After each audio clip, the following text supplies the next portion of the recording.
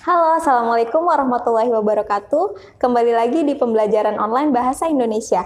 Bersama saya, Miss Nita Sulistiawati. Kali ini, Miss Nita akan membahas pelajaran Bahasa Indonesia untuk kelas 8, khususnya di materi teks berita. Dalam Quran Surah Al-Hujurat ayat 6, Allah berfirman, yang artinya, hai orang-orang beriman, jika datang kepada kamu seorang fasik membawa suatu berita, maka bersungguh-sungguhlah mencari kejelasan agar kamu tidak menimpakan suatu musibah kepada suatu kaum tanpa pengetahuan yang menyebabkan kamu atas perbuatan kamu, menjadi orang-orang yang menyesal. Artinya, siapapun yang menerima berita wajib mencari kejelasan berita tersebut. Jadi kita wajib mengklarifikasi atau tabayun apakah berita tersebut benar atau tidak.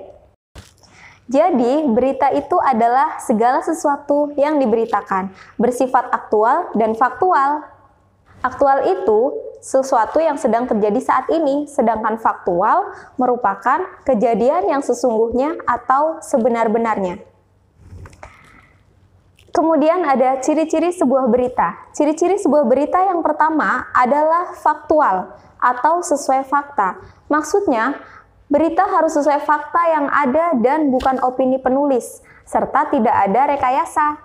Fakta-fakta ini dapat diambil dari hasil wawancara kepada narasumber. Yang kedua, bersifat aktual. Aktual itu berarti yang sedang terjadi saat ini.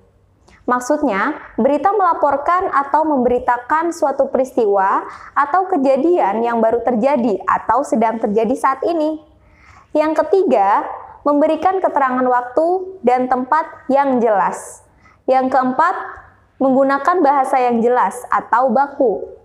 Yang kelima, bersifat objektif atau apa adanya. Dan yang keenam, kronologis atau runtutan peristiwa disajikan secara runtut. Selanjutnya, kita punya unsur-unsur berita. Unsur berita itu ada 6, yang mana jika dalam bahasa Inggris biasa disingkat 5W plus 1H. Kalau dalam bahasa Indonesia, biasanya kita singkat menjadi adik Simba. Adik Simba itu apa sih?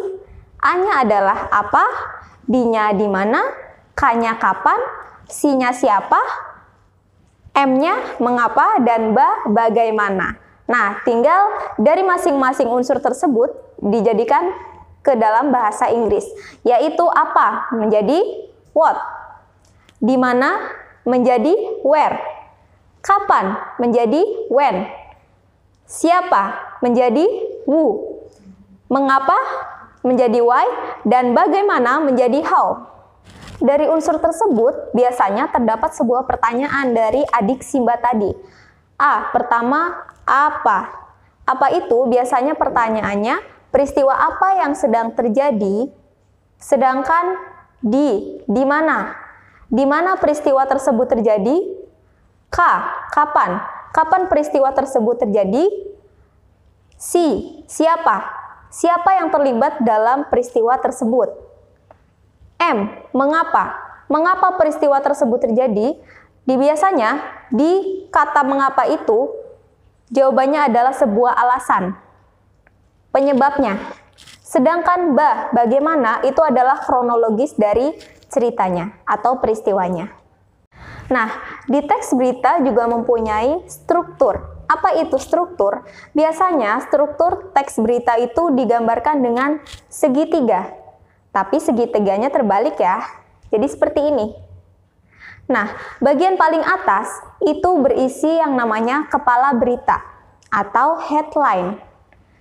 Yang artinya di struktur tersebut terdapat judul berita yang biasanya ditulis dengan huruf paling besar. Bagian yang kedua setelah judul berita ada yang namanya teras berita atau lead, yaitu satu paragraf pembuka yang memuat intisari berita. Yang ketiga, tubuh berita. Tubuh berita itu biasa kita sebut dengan body dalam bahasa Inggrisnya, yaitu bagian isi uraian lengkap yang menjelaskan seluruh unsur adik Simba. Jadi pertanyaan adik Simba tadi ada dimuat di tubuh berita. Yang terakhir paling bawah itu merupakan kaki atau penutup sebuah berita yang biasanya berisi sebuah simpulan. Yang terakhir, kita punya ciri kebahasaan dari teks berita. Ada berapa sih ciri kebahasaan teks berita itu? Yang pertama, teks berita itu selalu menggunakan bahasa yang baku. Kenapa menggunakan bahasa baku? Supaya di seluruh Indonesia, semua orang itu bisa mengetahui, bisa memahami isi berita yang sedang disampaikan.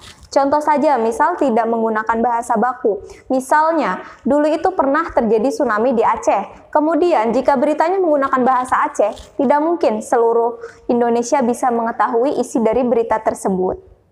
Yang kedua, menggunakan kalimat langsung dan tidak langsung.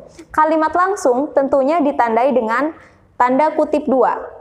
Yang mana kalimat langsung merupakan sebuah percakapan dari narasumber. Selanjutnya, menggunakan konjungsi temporal. Konjungsi itu adalah kata hubung, sedangkan temporal itu adalah urutan waktu. Jadi, konjungsi yang digunakan dalam teks berita biasanya memuat dalam suatu urutan waktu yang terjadi di satu waktu saja. Misal, contohnya, selanjutnya, akhirnya, kemudian, nah itu terjadi di satu waktu. Selanjutnya, keterangan waktu dan tempat. Keterangan waktu dan tempat merupakan kelengkapan suatu berita yang berhubungan dengan waktu dan tempat terjadinya peristiwa. Contohnya, evakuasi para korban sudah dimulai sejak pukul 7 dini hari. Contoh yang kedua, sebulan menjelang Lebaran, tiket kereta api telah habis. Ciri kebahasaan selanjutnya adalah kata kerja intransitif atau kata kerja aktif dan pasif. Kata kerja aktif biasanya kata kerjanya menggunakan imbuhan me, sedangkan kata kerja pasif biasanya imbuhan menggunakan di. Contoh kalimat untuk kata kerja aktif yaitu Andi sedang membaca Al-Quran di sekolah. Sedangkan kata kerja pasif, Al-Quran sedang dibaca oleh Andi di sekolah. Yang terakhir adalah kata kerja pewarta. Kata kerja pewarta itu biasanya menggunakan kata mengatakan, melaporkan. Silakan disimak contohnya. Sekian pelajaran dari Miss Nita. Semoga bermanfaat ya. Sampai jumpa lagi di pertemuan selanjutnya. Wassalamualaikum warahmatullahi wabarakatuh.